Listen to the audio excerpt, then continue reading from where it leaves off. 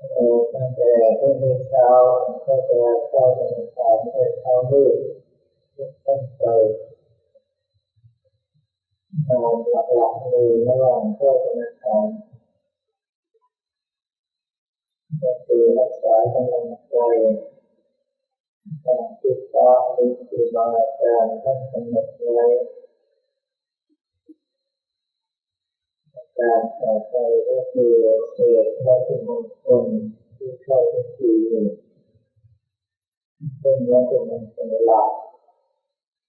ก็คือเหรียญสมเด็จพระพุทธยิ้มรับทรัพย์เนื้อในเหรียญตัวอย่างเหรียญลองกินแล้วก็พระโตเดินยุคเรียนแบบพระโตติดพระที่พระขาวหน่อยจากพระติดแก่เดินยุคเป็นแบบเป็นเสื้อพระใหญ่เป็นต้นที่สนุกทำเลยเป็นของจริงการที่นกทำอะไรนั้นไม่เป็นจริงเป็นทั้งเศษเป็นการที่บอกว่าทุกท่านถ้าตอบแบบไม่ว่าหน้าจะได้อะไรเพิ่มสักนิดหนึ่งก็เลยน่าจะเข้าพิธีการธนาคาร2 วันด้วย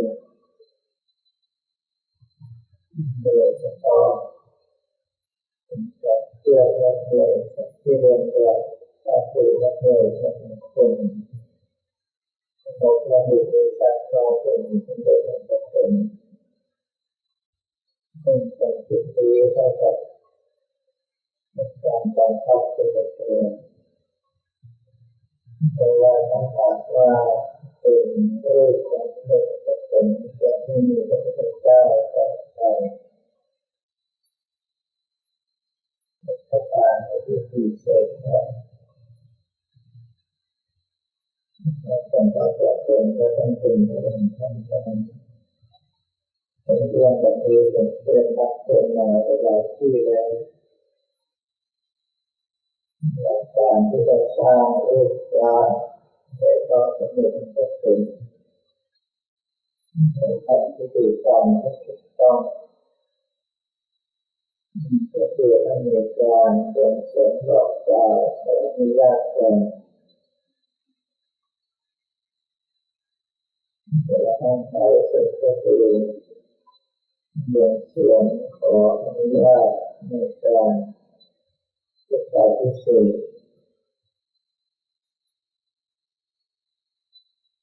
ตัวนั้นเองได้เปรียบกันด้วยว่าทำบุญเสื่อมบ่อยในระหว่างนั้นจึงเป็นประการใดที่จำเป็นก็จะขอได้เลยทีเดียวตรงจุดนี้ก็เลยทำให้หลายท่านไปเข้าใจผิดว่าไม่เห็นผลทางวิทยาเลยความเข้าใจผิดทั่วไปก็ไม่เป็นไรแต่ความเข้าใจผิดเรื่องของพระเรื่องของครูบาอาจารย์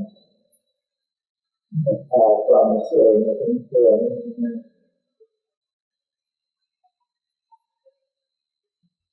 ไม่เป็นว่าวัตถุมงคลอย่างเดียวกันต่อให้ทำให้วัดอื่นแต่ถ้าหากว่าจำหน่ายในนามพระเจ้าถึงจะจำหน่ายได้ดีกว่าและมักจะจำหน่ายได้ดีของวัดอื่นก็รุ่นเดียวกันเนื้อเดียวกันเศษที่เดียวกันแต่มักจะจำหน่ายไม่ได้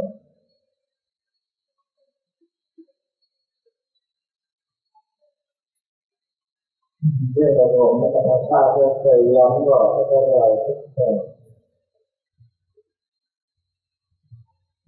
ต่อจากการเรียนนี้เลย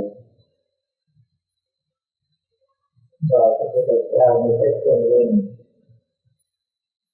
อยากจะทำเพื่อท่านจะทำ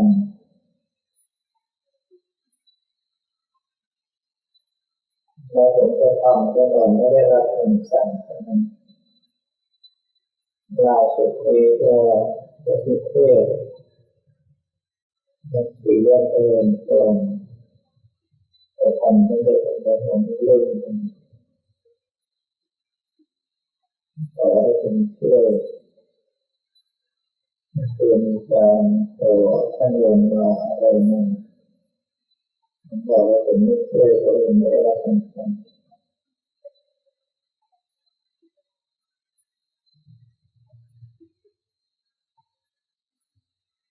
ถ้าหากว่าท่านทั้งหลายสร้างวัตถุมงคลโดยหวังเงื่อนประการเดียวหวังบอกว่าถ้าเริ่มต้นจะคิดถึงแล้ว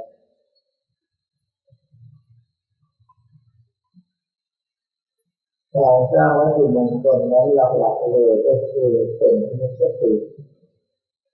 ให้คนระลึกถึงคุณพระรัตนตรัยได้รองลงไปก็คือผลพิเศษที่วัตถุมงคลแต่ละอย่างแต่ละประเภทจะมีขึ้นเกิดขึ้นในญาติโยมที่นำไปบูชา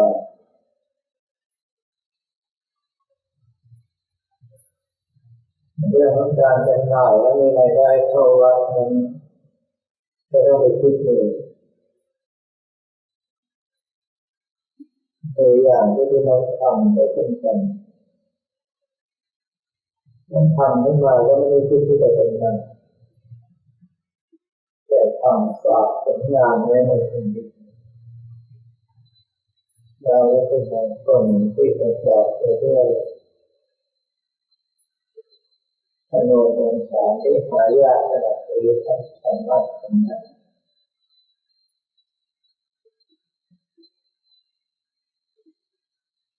ลักษณะของการทำเพื่อเอาชื่อเสียง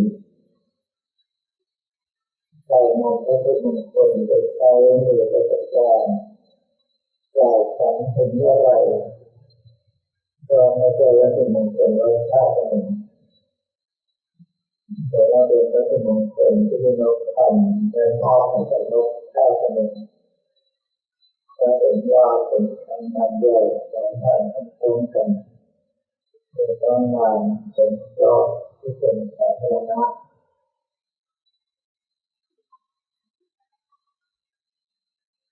อีกประการหนึ่งก็คือในเรื่องของการสร้างวัตถุมงคลพิธีกรรมต่างๆบางอย่างก็มีเคล็ดลับอยู่ซึ่งถ้าหากว่าไม่ได้รับการบอกกล่าวจากครูบาอาจารย์ทั้งที่มีตัวตนและไม่มีตัวตนเราทำไปก็ไม่ได้ผลเช่นเดียวกับคนที่รู้เคล็ดลับไปทำ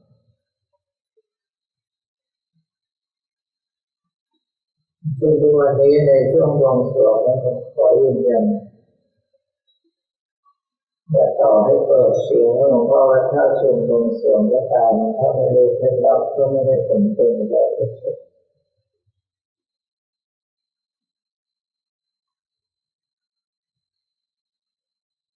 บอกไว้ให้ก็ได้ว่าตอนช่วงท้ายการบวงสรวงก็คือธรรมเสนาจารโยให้ยันพระสังฆา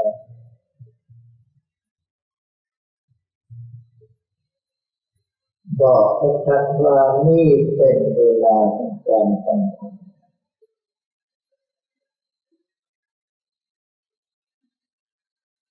และเกี่ยวกับการบวงสรวงแต่ไม่ได้คิดว่าจะไปกล่าวเองเพราะว่าเป็นอาจารย์ไม่ต้องบอกให้เป็นแบบและเคล็ดลับบางอย่างที่พระอุปชฌาย์หรือเทวดาท่านให้เป็นการปฏิบัติตัวก็ยังมีอยู่ดังนั้นวิธีกรรมวิธีการเดียวกันทำไมแต่ละคนทำแล้วผลไม่เหมือนกันตรงจุดนี้เราต้องระมัดระวังให้มากหลายท่านทำเหมือนกับว่าเรียกพระเรียกเทวดามาใช้งานโดยระวังไว้เลย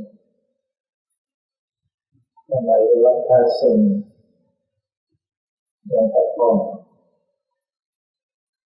ท่านบอกว่าพระที่เก่าที่สุดในวัดท่าซุงล่องไปข้างบนไปทำข้าวไปข้างล่างนะ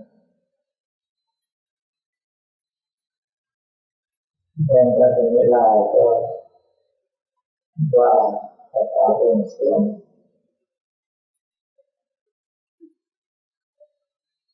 แต่เราทำไม่ถูกหลักไม่ถูกวิธี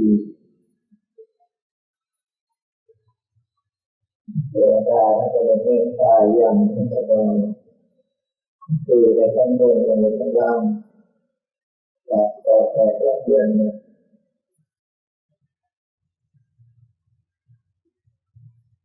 ท่านได้สอนให้รู้ว่าต่อไปอย่าทะลึ่งทำแบบนี้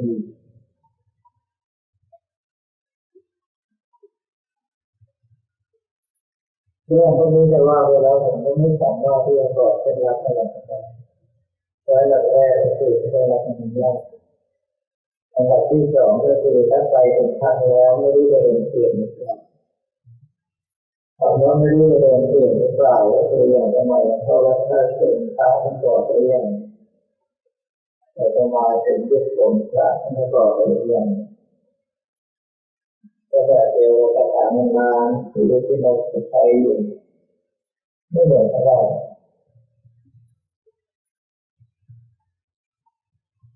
แต่หลวงพ่อถ้าเป็นบอกมันจะไม่ขาดหมดเลยเพราะว่าของบางอย่างเหมาะสำหรับคนบางคนแบบเดียวกันเริ่มต้นไปสุดสมัยที่หลวงพ่อท่านทรงบอกเอาไว้มีบางคนเป็นเลิกสมต้นที่เสมอตัวผมก็สงสัยว่าเป็นทางเพราะว่าทำไมไม่เป็นสิทธิโชคมหาสิทธิโชคหรืออมฤตโชคท่านบอกว่าบุญมันดีกันเหมือนถ้าเราส่งข้าวสารจะให้ลิตรหนึ่งหรือว่าถึง5 กิโลกรัมถึง1ทุกคนต้องได้รับนะแต่ถ้าว่าเราโยนไปกระสอบ100 กิโลกรัมมันอาจจะโดนทับตายถ้าเกิน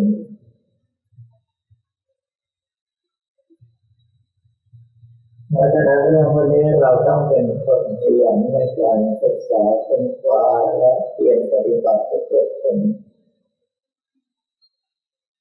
ไม่ใช่แค่อยากรู้อยากเห็นเฉยๆคาถาทุกบทที่หลวงพ่อท่านทรงให้ผมตั้งแต่ยังเป็นวัยรุ่นผมต้องทำให้ได้ผลก่อนท่านจะให้ผลต่อไป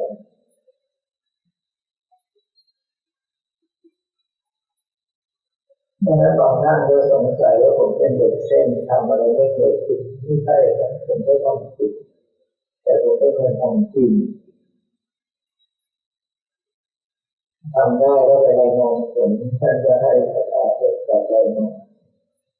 ก็แบบเดียวหลวงพ่อก็สอนมาทำครับไปที่ไหนก็ได้มาทุกครั้ง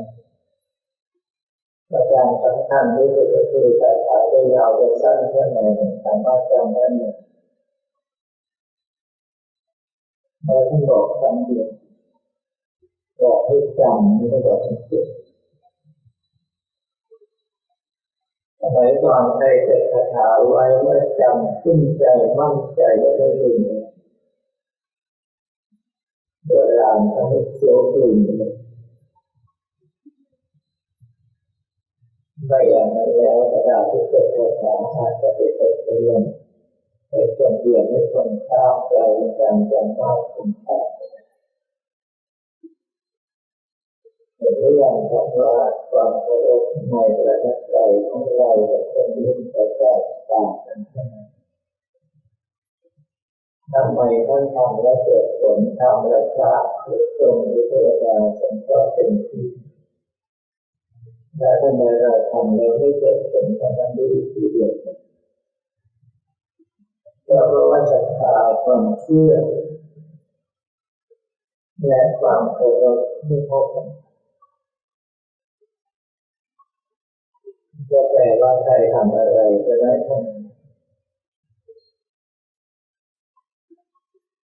แม้กระทั่งเรื่องของการปฏิบัติธรรมก็เช่นกัน ตัวผมเองทุ่มเททำให้ใช้ชีวิตก็แรกไม่เห็นเกิดขึ้นยังไง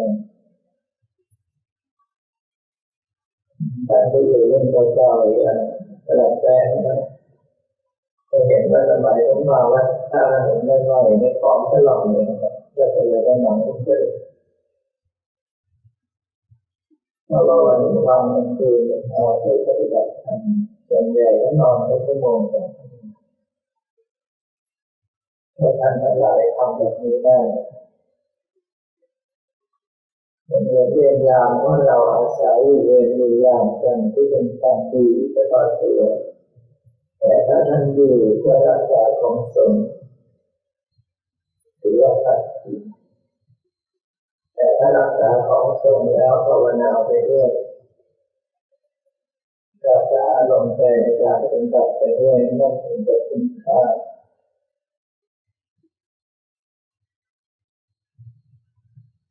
ตรงจุดนี้เราฝากไว้เป็นข้อคิดในการปฏิบัติทั้งหลายส่วนที่ก็เราธนาคารตื่น3 วันไม่ออกวันเที่ยววันเช้างานส่วนที่เหลือในระยะนี้ก็ต้องฝากท่านเจ้าหน้าที่ที่ดูแลโดยก็ในส่วนการบอกกล่าวให้ญาติโยมที่มาได้เข้าใจเราก็จะเข้ามาพักอย่างน้อย10 วัดอย่างเป็นคนในรักษาอายุถ้าเราจะเข้าร่วมงานในทั้งวันเราต้องสวมหน้ากากอนามัยเว้นระยะทำการปฏิบัติการคือสำหรับตัวแนะนำถ้าไม่ทำก็คือเกินจากว่าต้องบอกญาติโยมให้ชัดเจนในการใช้ในเรื่องของหมดตาญาติโยมทั้งหลายที่เป็นเจ้าภาพพาจะถึงทางเฟซบุ๊ก